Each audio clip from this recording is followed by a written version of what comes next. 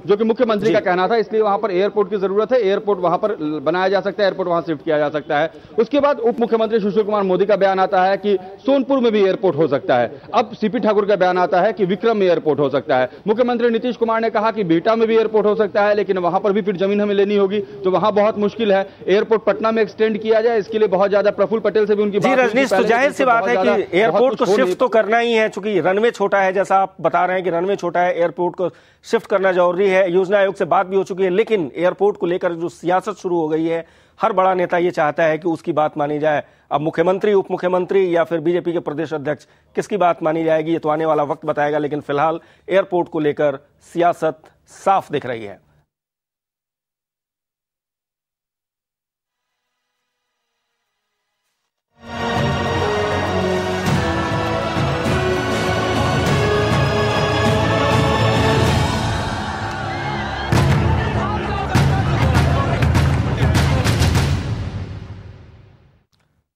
और अब बात लालू की परिवर्तन यात्रा की, लालू की हुंकार की, लालू की ललकार की।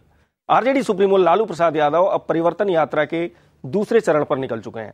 लालू मिथिलांचल के दौरे पर हैं और इस समय आपको बता दें कि लालू यादव दरभंगा पहुंच चुके हैं। उनका पहला पड़ाव समस्तीपुर में था, जहां उन्होंने एक जनसभा को संबोधित भी किया।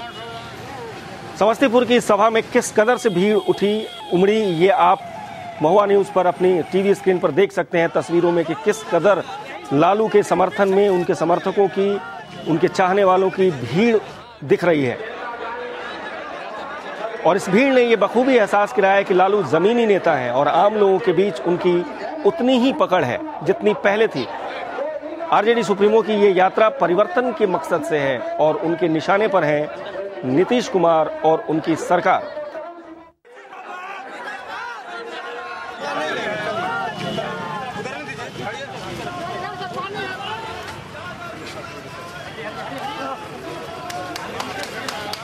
परिवर्तन यात्रा पर निकले हुए हैं लालू, आप तस्वीरों में देख सकते हैं। लालू समस्तीपुर में उन्होंने एक जनसभा को संबोधित किया, जहां पे अपार भीड़ दिख रही थी।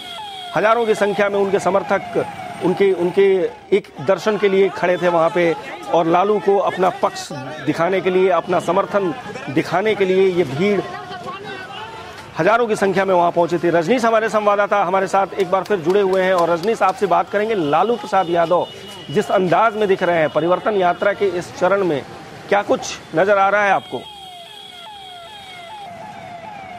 देखिए विवेक, इस परिवर्तन यात्रा के कई मायने निकाल दिए जा सकते हैं। परिवर्तन यात्रा इस कदर है कि लालू प्रसाद यादव खुद चाहते हैं सत्ता परिवर्तन करना, तो वो उस परिवर्तन यात्रा पर हैं। जो उनके दल के समर्थकों का और जो उनके जो साथी हैं, कार्यकर्ता हैं, उनके फॉलोअर्स का जो मनोबल है, उसमें वो परिवर्तन चाहते हैं, उसके लिए परिवर्तन यात्रा। और रजनीश, आपसे हम डिटेल में बात करेंगे, लेकिन अभी हमारे साथ वरुण जुड़ गए हैं, हमारे साथ दरभंगा से। फिलहाल लालू प्रसाद यादव वहां पहुंच चुके हैं और वरुण हमारे साथ फोन लाइन पर मौजूद हैं। वरुण, अभी ताजा स्थिति क्या है वहां? लालू यादव कितने देर पहले पहुंचे हैं? लालू प्रसाद यादव दरभंगा के सर्किट हाउस पहुंचे हैं और यहाँ सैकड़ों की संख्या में उनके कार्यकर्ता हैं, जिनसे वो बैठक अभी शुरू कर रहे हैं। और बैठक के बाद कुछ देर नाश्ता पानी के बाद वो सीधे यहाँ से निकल जाएंगे त्रिमानी घाट को, जहाँ पे वो शाम 4:30 बजे एक जनसभा को, एक विशाल जनसभा को संबोधित करेंगे। विवेक, मैं आपको बता दूं, समस्तीपुर से दरभंगा आने के रास्ते में मतलब कहीं भी कोई ऐसी सड़क या गली नहीं थी जहां भीड़ का हुजूम लालू प्रसाद का इंतजार नहीं कर रहा था। मौसम की भी मार है, आज हल्की फुल्की बारिश भी हो रही है और धूप भी है, फिर भी लोग इसकी बेपरवाह किए हुए लालू के इंतजार में सड़कों पर खड़े थे। और वो कारवां जो समस्तीपुर से निकला है वो अभी दरभंगा सर्किट हाउस पहुंच चुका है। वरुण, आपकी आरजेडी के नेताओं से वहां पे बात हुई कि लालू का दरभंगा में कुछ खास मकसद, किसी खास उद्देश्य को लेकर के यहाँ पे यात्रा है? कोई खास मुद्दा लालू प्रसाद यादव यहाँ का उठाने वाले हैं? निश्चित तौर पर विवेक, मैं आपको बता दूं, 1990 से लेकर के 2005 तक राजद का ये गढ़ माना जाता रहा है दरभंगा, समस्तीपुर और मधुबनी। लेकिन बीते चुनाव में यहाँ से उन्हें सीट बहुत कम मिली है, जिसको लेकर के उन लोगों ने एक रणनीति तैयार की है, जो आखिर हमारी जो पुरानी सीटें थी वो पुनः मुझे कैसे प्राप्त हो, और क्यों क्या ऐसी वजह हो गई थी जो जनता हमें छोड़ करके जेडीयू के दामन और भाजपा के दामन में चली गई। इनको कम सीटें मिली थी। वरुण हमारे संवाददाता दरभंगा से बता रहे हैं कि 1990 में जो गढ़ माना जाता था दरभंगा आरजेडी का, वहां से उसकी जमीन खिसकती हुई नजर आई बाकी के दिनों में, और वो नीतीश कुमार के पाले में सीटें गईं, और इसी वजह से लालू प्रसाद यादव आज दरभंगा के दौरे पर हैं। रजनीश हमारे संवाददाता लगातार बने हुए हैं। रजनीश, साफ तौर पे ये दिख रहा है कि लालू प्रसाद यादव जिस अग्रेसिव ढंग से परिवर्तन यात्रा को लेकर के यात्राएं कर रहे हैं, लगातार वो आंदोलन के मूड में दिख रहे हैं, अपनी खोई हुई जमीन को वापस पाने की कवायद में काफी जोर शोर से लगे हुए हैं। कितना कुछ सफल होते हुए दिख रहे हैं आपको लालू प्रसाद यादव आने वाले दिनों में? देखिए विवेक, भविष्य में कितना कुछ सफल होंगे लालू प्रसाद यादव ये कहना तो मुश्किल है, लेकिन इतना तय है कि परिवर्तन यात्रा पर लालू प्रसाद निकले हैं तो वहां भीड़ अच्छी खासी जमा हो रही है। लोग आ रहे हैं, लोग सुन रहे हैं लालू प्रसाद को, और उनकी कोशिश रही थी कि लोगों को एक बार फिर से अपने साथ जोड़ा जाए विवेक, और उसमें बहुत हद तक वो सफल हुए हैं क्योंकि लोग पहुंच रहे हैं, लोग सुनने की कोशिश कर रहे हैं और लोग जानना चाह रहे हैं कि लालू प्रसाद यादव अब क्या कहना चाह रहे हैं। क्योंकि पिछले कुछ सालों में अगर देखें तो केंद्र की राजनीति ज्यादा करते हैं लालू प्रसाद, और अब एक बार फिर से बिहार की राजनीति में सक्रिय हुए हैं, तो कहीं ना कहीं केंद्र की राजनीति के बाद अब एक बार फिर लालू यादव बिहार की राजनीति में सक्रिय हो चुके हैं। रजनीश आपका पटना से और वरुण दरभंगा से हमारे साथ जुड़े हुए थे, आप दोनों का बहुत बहुत धन्यवाद इस पूरी जानकारी के लिए। लालू प्रसाद यादव परिवर्तन यात्रा पर निकले हुए हैं और उनके समर्थन में जो हुजूम दिख रहा है, जो भीड़ दिख रही है, जो उनके समर्थकों की भीड़ लगातार दिख रही है, वो कहीं ना कहीं ये संकेत दे रही है कि लालू प्रसाद का जो एग्रेशन है वो कहीं ना कहीं थोड़ा बहुत सफल होता हुआ नजर आ रहा है।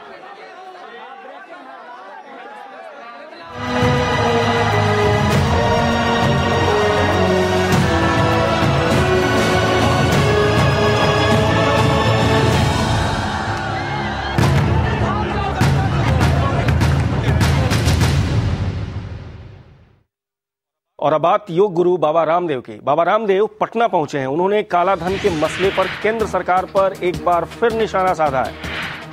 बाबा रामदेव ने कहा है कि जब तक कालाधन वापस नहीं आएगा उनका ये अभियान जारी रहेगा।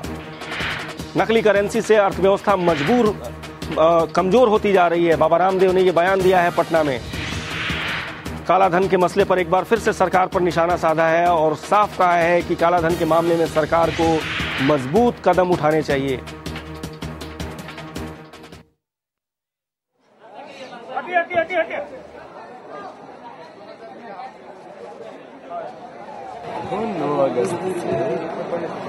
दिल्ली में जो ऐतिहासिक और निर्णायक आंदोलन हो रहा है उसमें पूरे देश से लाखों करोड़ों लोगों की भागीदारी होगी और रणनीति यही होगी कि कालाधन को वापस लाने का और भ्रष्टाचार को मिटाने का।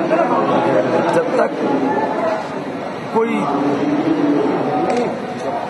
रिजल्ट ओरिएंटेड इफेक्टिव कार्य सरकार नहीं करेगी तब तक ये अनिश्चित काल के लिए एक आंदोलन चलता रहेगा।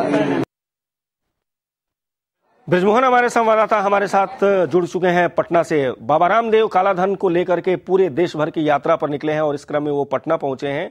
पटना में उन्होंने सरकार पर निशाना साधा। ब्रिजमोहन, आपसे जानना चाहूंगा बाबा रामदेव का आगे का कार्यक्रम क्या है और इस अभियान में वो और कहां-कहां बिहार में और कहां-कहां जाने वाले हैं?